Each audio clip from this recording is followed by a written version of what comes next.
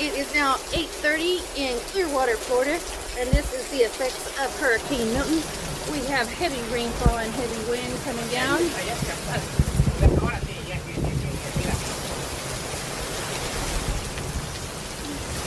can barely see across the road now.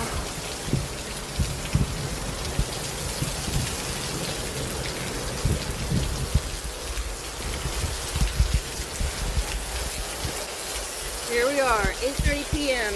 Hurricane Milton.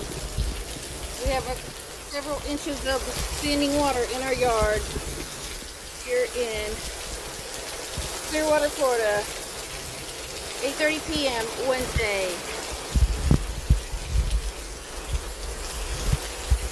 Take care and God bless. And it will be over soon, so don't worry and don't be afraid.